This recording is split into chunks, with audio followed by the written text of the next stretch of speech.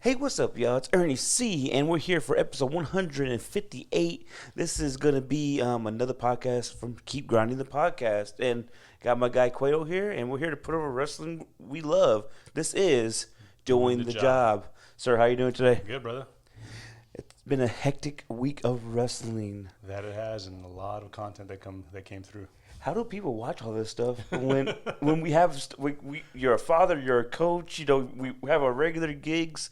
I got, shout out to everybody who came yesterday. We got all this stuff going on. How do they expect us to watch all of this? They put it out there, and the people that are going to jump on it are going to jump on it. What's funny is before we had to sit here and talk about it, we never thought about it. But yeah, and we just do it. We'll just watch it. Yeah, it's pretty cool to see that we are keeping up still, and we're still here. This is Doing the Job number 4. So again, bro, I know of all the things we have going on in our lives, it's really cool we can still sit down and talk about what we love and putting over. And it was a big week in wrestling. Definitely. Real fast, did you see Ric Flair's tweet? The one about his stomach and. Did you see that? Oh man, that looked rough. What was that? I've never seen a rod that big. Is that a staple? Yeah. God, what kind of staple is that, bro? He's got to have some sort of digestive ulcer. Kind of something's got to be bad. I mean, the ulcer I could believe. From dude and the rumors. The rumors and the pictures. This guy's been soiling on himself in bars. Yeah. Damn, I've never been that drunk. Like, damn, maybe he's a little older. Maybe he's But Ric Flair, please get right, my guy. Sure. And I know he's not going to be around forever, but damn, it sucks to see. And I know they say never meet your heroes, but. And I know he's probably not the most age-appropriate guy in the world, but I love Ric Flair's work. I love what he's meant to the podcast that we're dedicating wrestling to, and get better, Ric Flair, please. Oh, definitely, that poor guy, man. He's lived his entire life, adult life, basically as this character.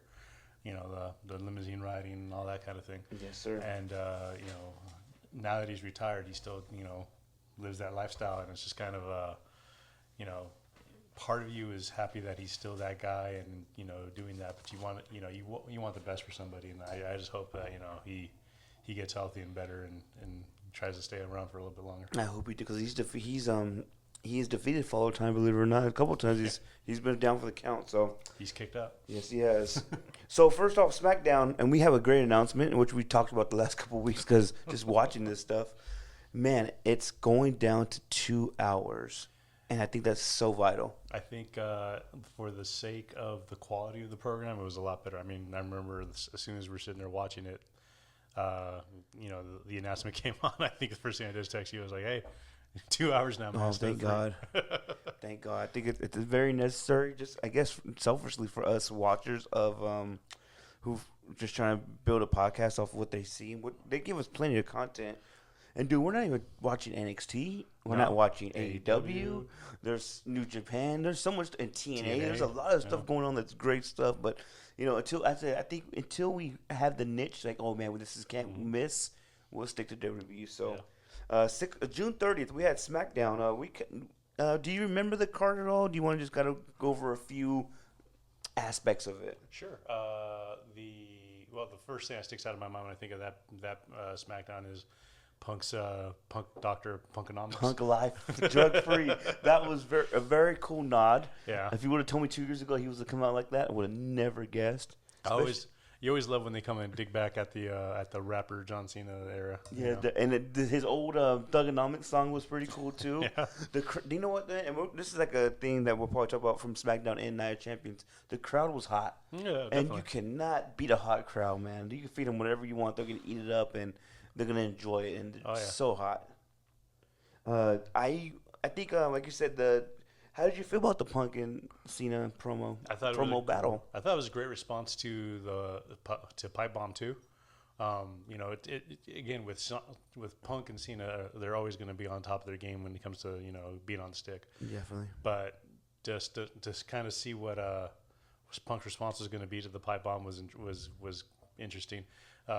He could have gone serious. He could have gone over the top, but the fact that he went, back at, the rapper, he was rhyming a little bit, bro. He lost me. At one point, I know for sure he lost me. But yeah, no, it was a little long. But the line of I would retire too at this place if they hired my ex.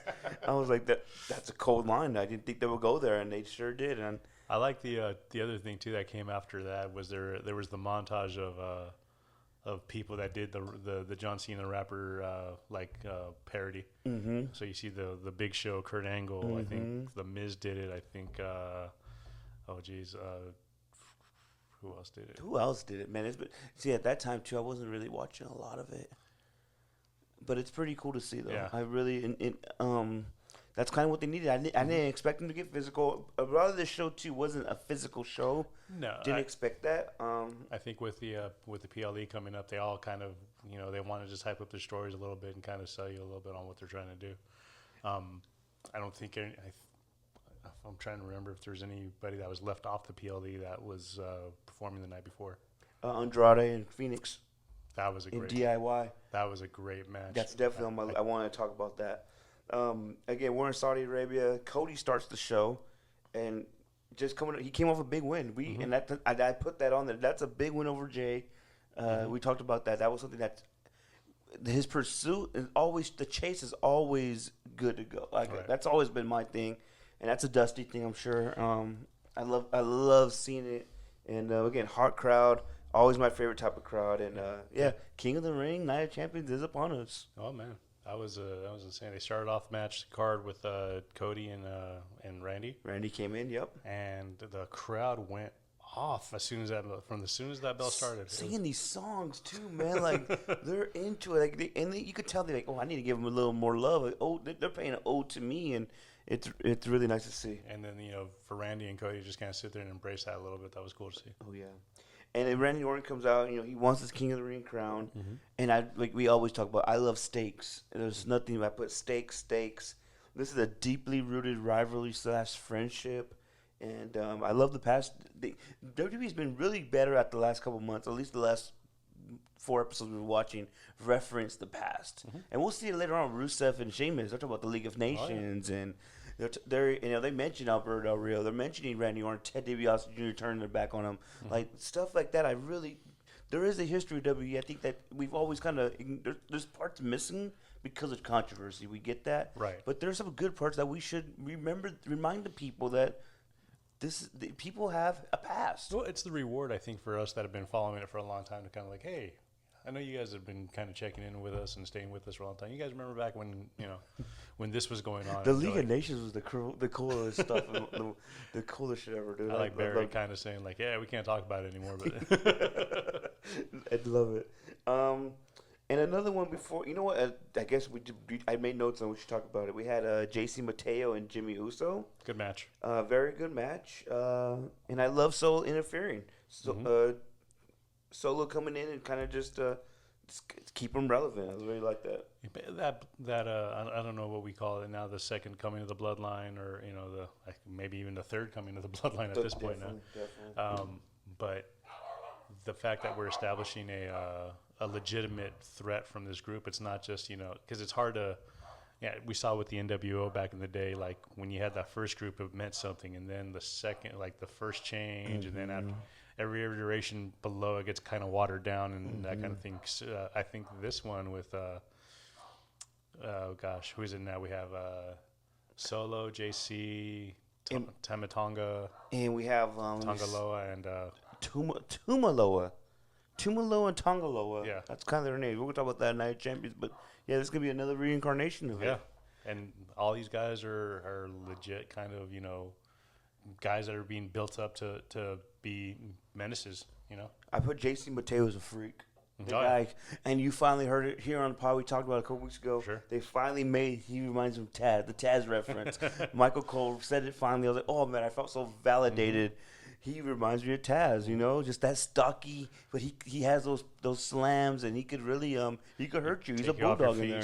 Beat you, like I think Joe Rogan calls it good. He just beats you down with the world. He just slams you into the world as much as you can. No, I love it.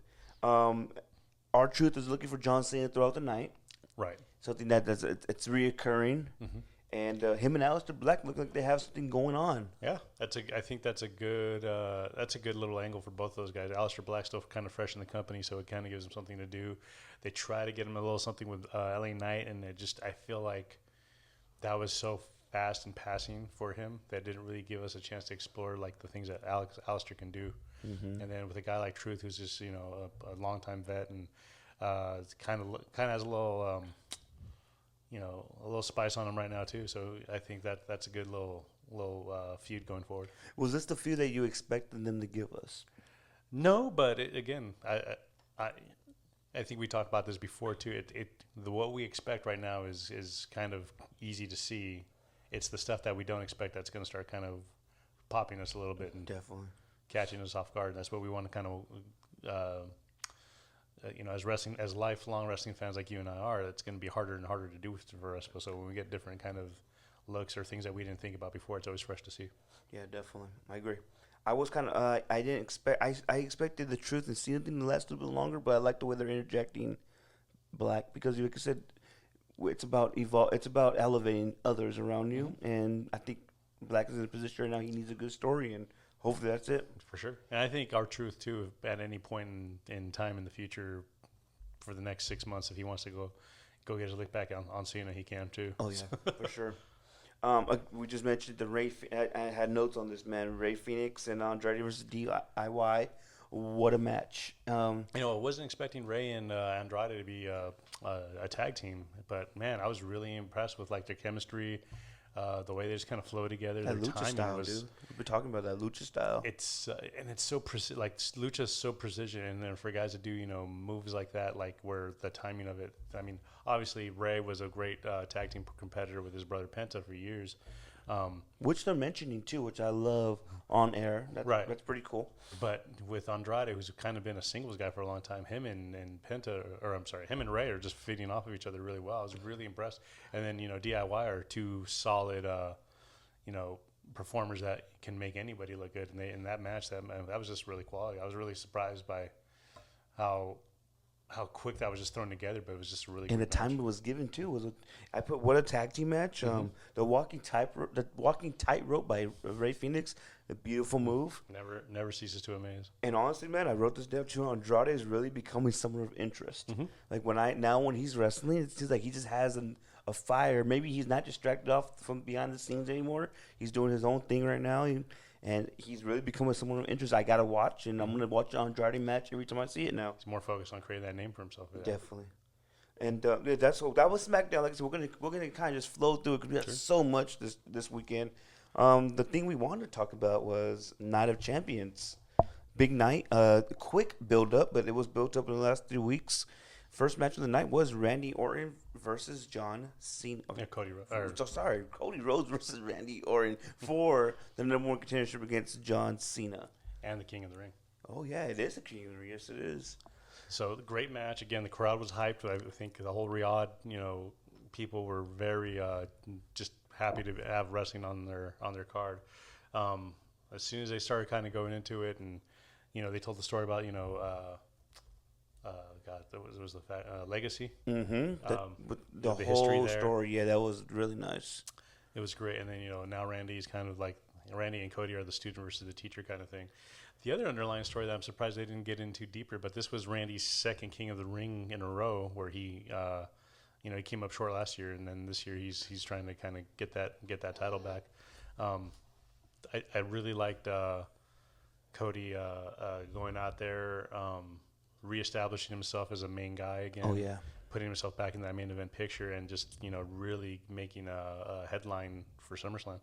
And I know we can't show this, but maybe we could watch some highlights. They're only 3 minutes long. And Sure. Dude, what a physical specimen Randy Orton is, dude. 290? Yeah, 290 and he's shredded 290? still? Oh, Yeah. my God, dude. And the crowd was behind Cody and Randy this whole time. And we get Brian, Mr. Robinson here. Charles Robinson still do his thing. Lil Nate. What, man. God, I can't see. Man, those Cody coders are coming from everywhere, man. No, it's been beautiful. And I love, like, and there's times, look at this one, too. This one's beautiful. There's been times, man, it's like, I still cannot believe he's here, dude. Talk about dream matches and dream rivalries that we wanted to rekindle. Well, before Cody left for, the indie run and AEW run, I think if you would have thought Cody and Randy were going to get into a match, you wouldn't think anything of it, and Cody wouldn't be much of a threat to Randy. Now you're looking at it as like, man, this they're they're well evened. Yeah. I was watching, a little bit off topic, the same topic. I seen Kevin Owens on his Cody's podcast. podcast. Yeah. I think this is it right here. No, I think he got it. No. So we're talking about the list Mm-hmm. and how he said he created that list, and that list really opened my eyes. And I think we talked about it. This opened my eyes to the wrestling world at the time, because he had Moose on there, he had Shinsuke on there, he had a lot of people. Adam Cole, I believe, was on there. A lot of people that you wouldn't even at the time. If you're just stuck in WWE land, you don't even know. And it was just crazy how he was talking about that list. That mentality goes back all the way to like early WWF, WCW days. Like what would happen in, Sting versus Hogan, which eventually we got, Sting Warrior versus Taker. Right. Yeah. Just the matches we never got to see on that end, whatever. But now Cody's actually kind of going out there and letting himself do that, to do those kinds of things. Like, we always kind of have those. Even now, we have those ideas of like, oh man, what would Kenny Omega do in WWE? Definitely. And I think, we're still staying on topic, but like the Omega thing, bro. 3 years too late. Sadly, as we could see his work now. Yeah, I mean, he's still a high rate worker, but yeah, for sure, he's not nowhere near what he was 2-3 years ago. I love the turnbuckle spot we have here. And didn't know if Cody was going to use it. I was kind of thinking about that in the beginning. Like, man, is he going to continue with his I don't want to do the wrong thing to get over on my friends. Even Randy too is kind of like, do I go there as his character right now is not necessarily a face or a heel, but he's willing to go make that extra point to do these types of things. And we see the hesitation when he was trying to, the punt. I thought that was a great story. That was a really good part of the story. Really feeding off to the crowd too. Definitely. And we have the King of the Ring, Cody Rhodes. Did we do predictions? Who we thought we were gonna? I think you said Cody. Yeah, I think you did say Cody. I think that's the storyline right now. Yeah, definitely. That's definitely it. Next up, we had Raquel and Rhea. Just I like, again, what I like about these two. They're just two. They tell, I always like a big guy match, and this is a big girl match. But they're two, like I would say, two athletic big people. You know what I mean? It's not like two lumbering. It reminds me kind of back in the day, like Taker versus Kevin Nash or Taker versus Sid Vicious, those types of matches. Where like it's not too plotting, it's not too dragging around. And I kind of see that in Raquel and Rhea. With the street fight too, that was a nice element. Oh man, I really feel the fact that they laid into each other real good with us. Dude, and I put here too, my note was Rhea is such a great seller. Oh man, she's such a star. Her leather belting Raquel, that was impressive. I don't know if Raquel was selling or if that was just legit. No, that had to be legit, bro. that looked like it hurt. And this spot. Yeah, power moves, man. Like, you don't see that stuff anymore. Well, you don't see somebody doing that to Rhea. You don't see, you know what I'm saying? Like, yeah, exactly. Like they'll do that to like the Liv Morgans and Alexa Blisses and Zelina Vegas of the world, but they won't, like, you don't see the bigger girls in the roster kind of get caught and manhandled like that. And I know the mentality of what they have going on. These matches on Raw is so much different than these PLE matches. You can tell these PLE matches, man, they're giving it their all, which I'm sure they do every night, but there's a little bit more to it. You could just say, and here comes that leather spot right here. Damn, this shit has to hurt. Oh, man. I would take one for 1,000 every time, but man, that has to hurt. Oh, yeah. I'm sure it helps it helps out there in Saudi Arabia, so they have to wear like the coverings and stuff definitely. Like that. But the other thing I kind of, and this is it's unfortunate when I see a women's match in Saudi Arabia because of the covering, because and this is not it seems like a lot of what the women have to wear is very similar. Yeah, they all kind of go for that black leather kind of thing, and it's just like, oh, it's like right now we have two tall girls with dark hair wearing black leather. Like, it's hard to they look alike. Them sometimes. Yeah, it would be definitely. It's kind of, if you didn't know what this was, you would definitely be like, what the hell? Where is the differential here? So the other thing is, because they're announcing that I think they announced that Saudi is hosting the next Royal Rumble. Oh yeah, that's going to be they're going to be all in black, laid down. What a great. You see 30 women dressed exactly the same. And but we just was CM Punk the other day. There is a time where business is business, and he did shit on Saudi Arabia. No matter what he could say, I remember that tweet. But you see that this is just, look at the crowds we get, and look at, I'm sure, the money they pay him. Like this, it's the right thing to do for business, man. This finish spot was impressive. I was surprised the table didn't break. I was intrigued on what the hell was going to happen. Was she going to put her through? But she used it, and kudos to the ref and this angle right here where they hide the ref holding the table. Yes, yeah, definitely. And Rhea's showing that she prevails again, and what a wrestler, what an athlete. She's my favorite wrestler. She's a top 5 wrestler. Doesn't matter what, man, woman, definitely top 5. We'll get into a little bit on Raw, but I think her and Io are, Io are running the Evolution for the title, and I really am interested to see that. I'd like to see Rhea win the strap back. Nothing against Io or anything like that. I just feel like Rhea's title runs tend to have a little bit more impact on the story. She elevates the title no matter what, just because what type of wrestler she is, and she's over, you know. One match I was definitely looking forward to, anticipated, Cross and Sami Zayn. Solid match. You know, telling the story here of just how far can Cross push Sami. You know, how far Sami was willing to go. How many back bumps was my guy going to take? Which is amazing how the internet come up with. Like, this guy's a wrestler, and they're saying he's not getting over because he doesn't want to take any bumps. Yeah. Which is crazy, man.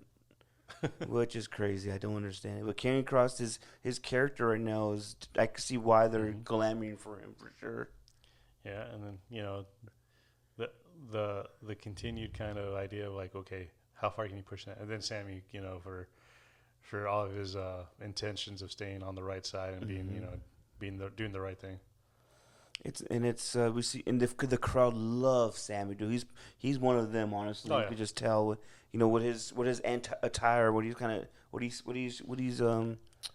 I say this without getting too political? What he's showcasing his beliefs, you know, and the crowd loves that. The crowd loves that. And Karrion Kross, man, is such a dog, dude. You forget how big he is. Yeah, and to his credit, he's not wrestling as a big man wrestler. He's wrestling, you know, he's sticking to the mat stuff. He's sticking to the scientific stuff, or whatever. He doesn't necessarily do the, you know, the big pick you up and throw you around kind of guy. And I put in my notes here. We're gonna see the sleeper hold in a bit. Love the story with the sleeper hold. Really old school. I love that old school stuff. And it was a nice finish towards the end. Oh yeah. And it's not over yet. No, they're still continuing. I thought I'm happy it wasn't a one-off kind of thing because the story there is developing. Yeah, definitely. And I thought this ending was really, really nice. I'm sure they're gonna go that. They didn't do I'm surprised they didn't do the sleeper match. They didn't throw that in there at all. Yeah. The sleeper was a big part of this match. They didn't put that in the highlights. Nice. That sells the whole character of Won't Quit. Oh man, exactly. Why don't you put that out there? But typical Sami. I thought the sleeper hold was a great way to tell Sami's story. We had Solo and Jacob Fatu. I was anticipating this, but I had an idea it was going to be a fest of interference. Yeah, and that's what we got. Well, we got the faces that we expected to see, and then we got something fresh added to the mix now. So we'll kind of going through. You know, Jacob and Solo are both kind of big, hard-hitting island guys or whatever, so they're going to be a little bit more physical than your typical match. Super athletes, man. Oh, yeah. Super freaking athletes, bro. So, you know, back and forth. We get to the end. It looks like Jacob's starting to pull away. Then we get the first interference, which I believe was it JC showed up? And JC did show up finally. And then Jacob goes to confront him. And then we get the return of Tonga Loa was the first. Yeah, Tonga Loa came out first, which I thought that was going to be the end of it. Yeah, you know, we forget that, you know, him and Jacob are in it, or him and Solo are together. And they got this family tree is never ending. I really I think we expected Solo to win. What a freaking German suplex that was, dude. Oh, and then for Solo to be able to kick his legs up over his head like that. God, what a freaking German! And Jacob just. Solo was so funny, man. And then I don't know if you saw the interview after this. Yeah. He's really starting. I mean, 4 words. Stop. Yeah, that was awesome, dude. His personality is starting to come through. Like, man, we were pigeonholing Solo into that enforcer silent kind of gimmick. He's got so much personality. Here comes Mateo. Okay. I can't believe he's still here. That's awesome. That's what it was. He got stopped by the ref, and then. Okay, that's what it was. And then we have Tongalo, who's been out for a while. What did he do at the War Games? Injury or? He did something. Yeah. He messed it. He's been out ever since. It's nice to see him back. I like him. I really like him. You know, poor guy. He has a lot of botch issues that kind of haunt him, and it just never lets him forget. Cornette never lets him know. Man, nigga, that Jacob fought too, dude, with a moonsault. So Jacob gets back on the upper hand. He overcomes what he did with Tonga, and then boom, we get the debut of Tala Talatonga, right? I think they call it. There was a couple. They changed his name twice. Tomatonga, their brother. Oh, Tongaloa, and then Tomaloa. So he's a big boy. Originally, he was known as a guy named by the name of Hikaleo. Oh, okay, that's why I seen. Okay, I think he did a one spot off on a AEW or something like that. But he's been working dark matches for the WWE, and he's been rumored to start debuting with the Bloodline. Big boy. He's different from everybody else. I'll tell you that much. He might be 6'10", 6'11", something like that. He's a giant. Yeah, and just again another guy in that fold of the Tongans. There's I think Jacob's got a brother that they're rumoring to bring in Zilla. Oh, Zilla. Okay, good. Okay, that Journey's gonna come to town actually next Friday. Okay. Imagine if we could pull that off. Oh well. Get him on the podcast. That'd be awesome. So, Solo is the new United. I love Tomaloa's facial features. Things like that really go a long way. Yeah, big menacing dude. Definitely. And the last match of the night, it looks like, at least according to my notes. I don't know if I skipped over anything. Jade, the Queen of the Ring. Ah, okay, Jade. Jade and Asuka.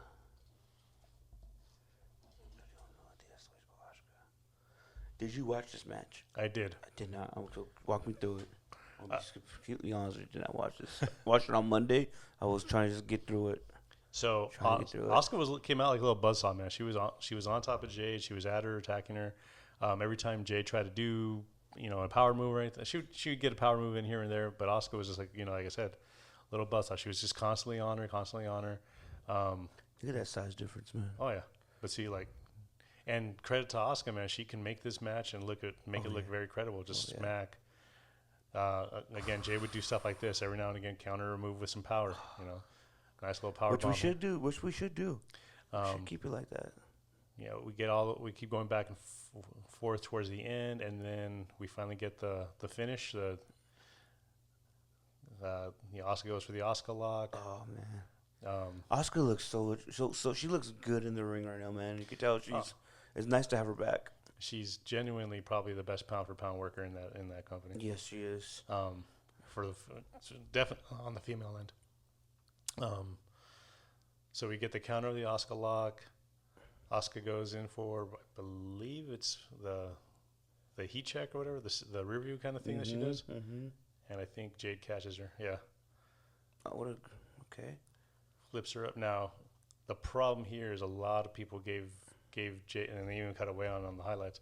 The pin, Jade ends up because she has that tendency to reverse and lean back as she hooks the leg. She leaned back too far and pulled Asuka off, so they kind of gave her the 3 count, even though Asuka's leg, our shoulders are down. Yeah. Oh, the old good old botch. Yeah.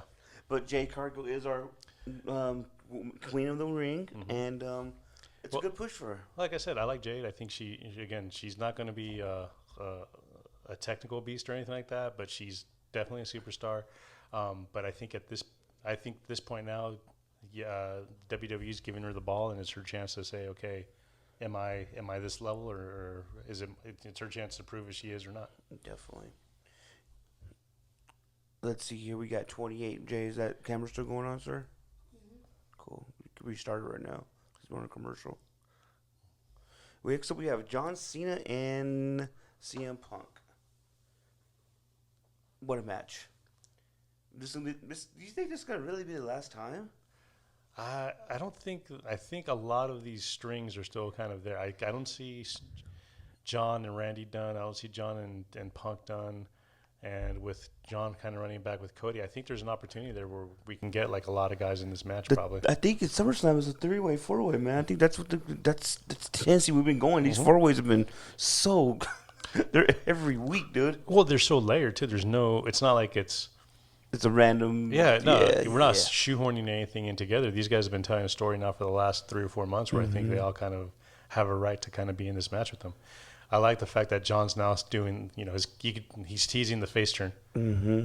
He's like, okay, maybe I don't throw the title. I don't use the title. And he could have got the DQ and it would have meant nothing. He still would have walked away champion. Man, I still can't believe we're getting this in 2025, man. Just CM Punk and John Cena in Saudi Arabia. Who would have thought, man? And go to sleep. Yeah. We got let's see here. We got the 1, 2. And It's funny. I have this joke now running with some of my other wrestling friends. Are like, man, the wrestler's bad when they kick out on the first finisher. Mm-hmm. No, 100%. It was never like that at one point. Oh, this is my favorite spot of the night right here. Yeah. This was Charles Robinson. This is it right Little here. H. Are they going to show that right now? Oh, no. There's no way. Oh, you know why? Because Seth's the one that calls it for him. That's what it was. Oh, yeah. That was a hell of a bump, though. We have Seth Rollins coming out. I think they need to call. We need a group name. This cannot keep going on. We need a group name for the new bloodline. We need a group name for the Visionary. I think one of my buddies pointed out to me. He goes, "There's no way Seth's cashing in wearing that." No way at all. There's no way. Which I was like, yeah, you're right. It is weird. I didn't expect. It took me out of it immediately. I didn't think there was gonna be a cash in if he wasn't wearing wrestling tights. Oh man, what a spot right there. Yeah, I thought it felt like he overshot Bronson and Braun, he overshot Braun and Bronson caught his legs how he was supposed to. And then this right here just looked like it hurt. Yeah, it looked like a little. Yeah, it didn't look like it felt good at all. Oof. Yeah, that did not look good. That table spot just was short and quick. They had a little trouble getting my guy up. But Seth Rollins, man, being the authority figure that he can be, just now I run shit now, and I have this briefcase, man, and here comes Charles Robinson, just sprinting for all, like just selling it, and then boom. My guy John is level. Hell of a bump by Robinson, man. Oh, for sure. Hell he sold of a the hell bump. out of that. I love the way John Cena looks at this camera, bro. I had the joke with a buddy. I'm like, man, all these Make-A-Wish kids with John Cena from now on. I got to watch out for that. That's going to be the face they see. Oh, man. Is that Seth with the Money in the Bank briefcase? Which they switched up on Monday. You just noticed that? They changed colors. It was pretty cool. Kudos to Seth for, keeping true to his word.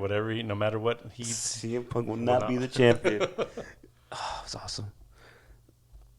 What was the highlights of the night for you? What was your favorite moments of Night of Champions? Well, first of all, Nature's bump, or Charles Robinson's bump was first and foremost. Awesome, yes. I like the debut of Hikuleo Tala Tonga. I like the storyline that we're going to see with Cena and Punk. I'm sorry, not Cena, Punk. Cena and Rhodes. Cody. And again, Seth is doing a great job of reminding people, like, hey, don't forget. Mm-hmm. I'm here. Anytime I can pull this.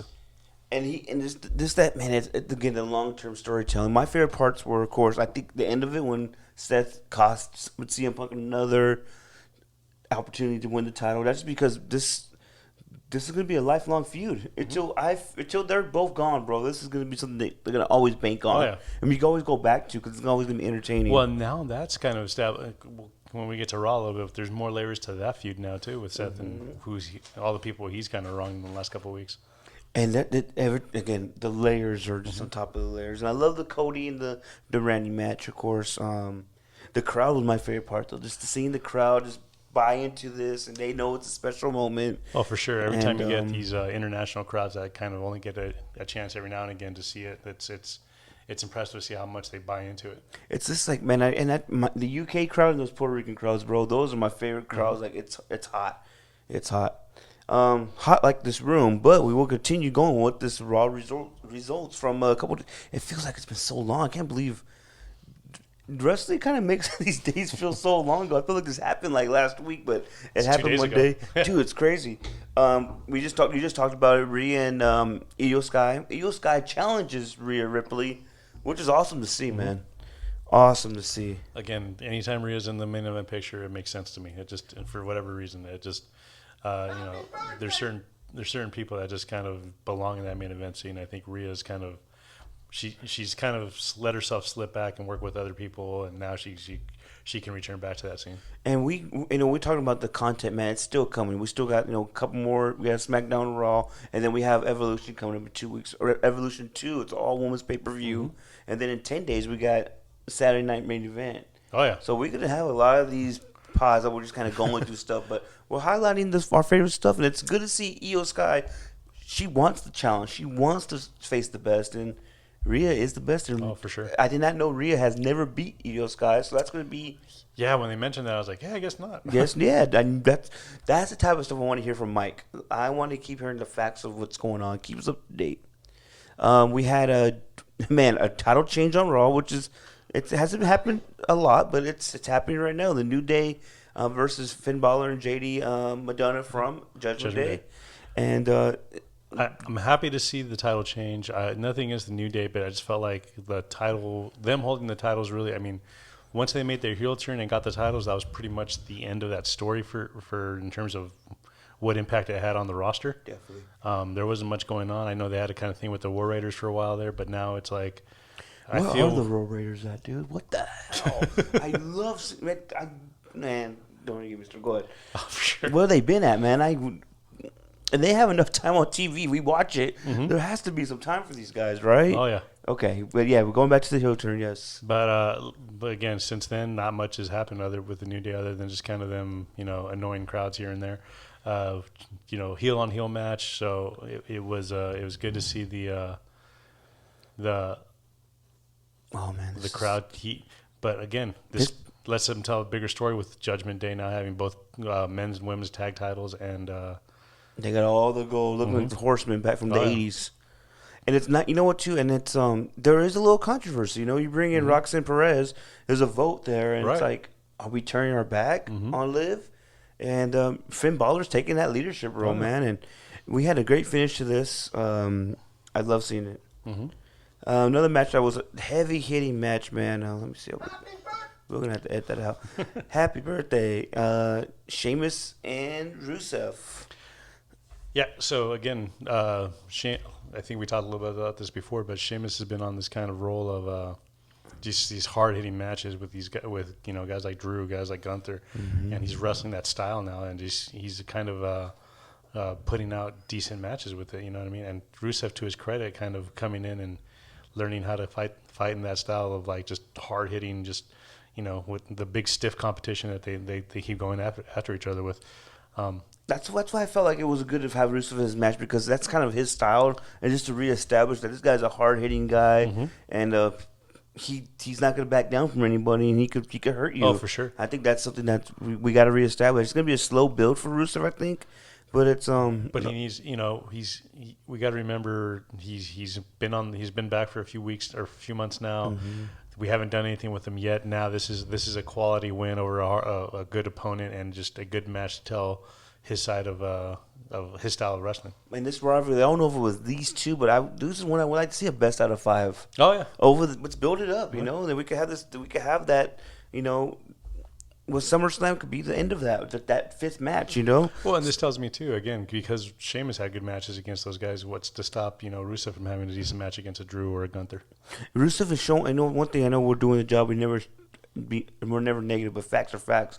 Rusev does show his age at times. It's like, man, 5 years has passed him by, and you kind of notice that. But maybe this tough grappling style really saves him, and I think he'll be fine. And who won this match here? Rusev did win this match.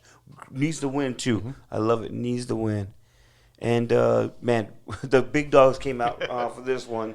CM Punk, Seth Rollins, Gunther, and LA Knight all get into a brawl. So, yeah, because it was funny because originally the promo was Gunther, and he was hyping up his match against Goldberg.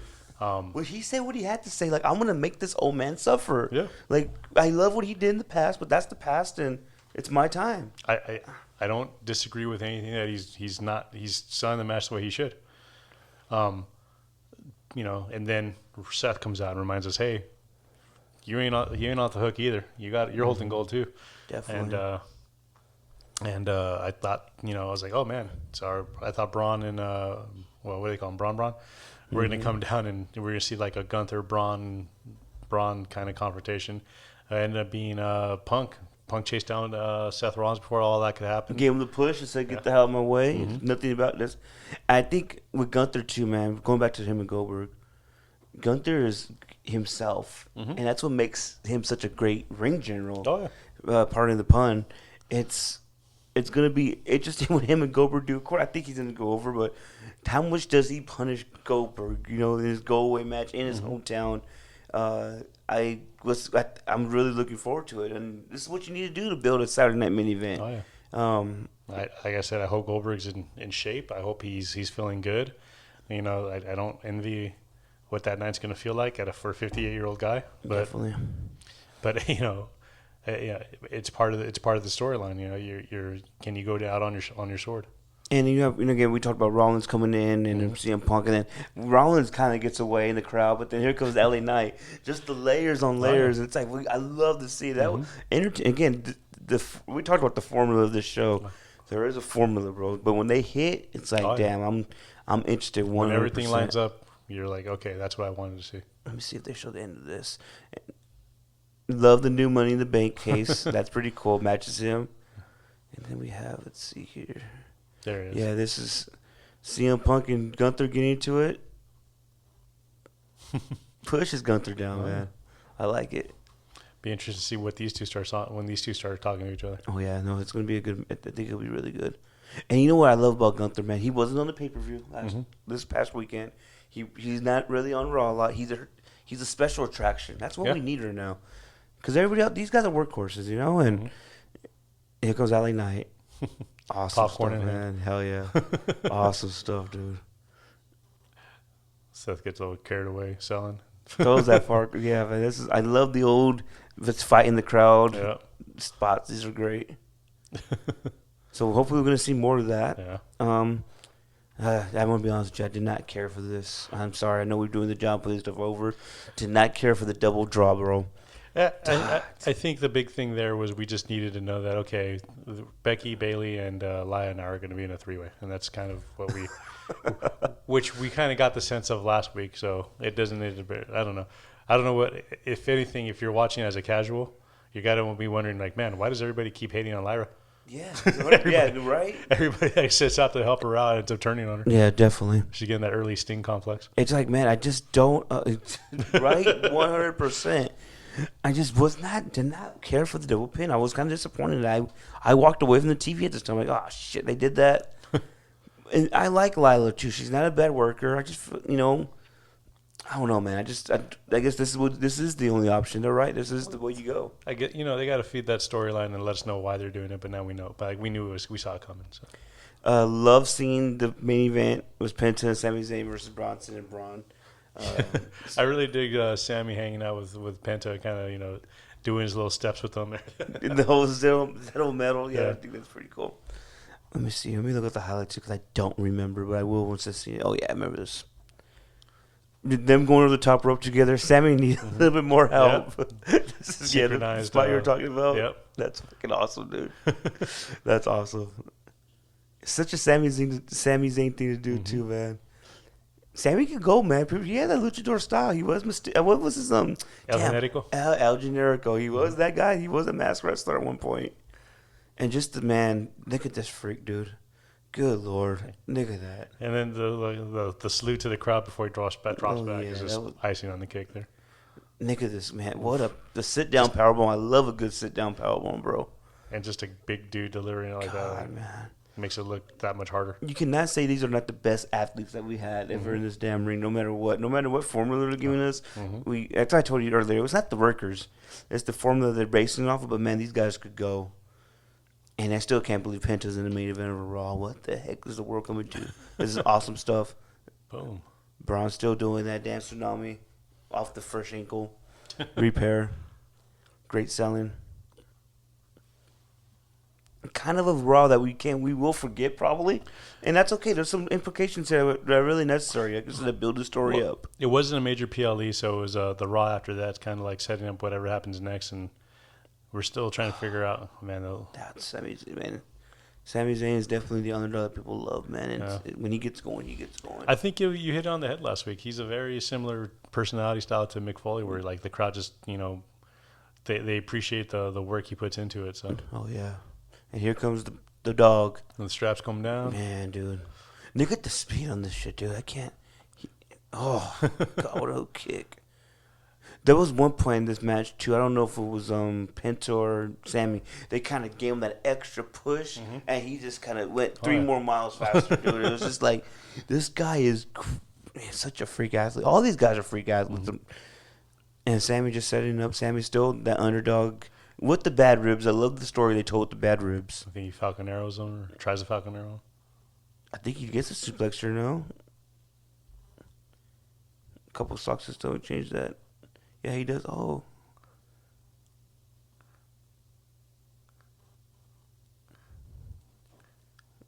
Sami Zayn, Penta. Oh, love that.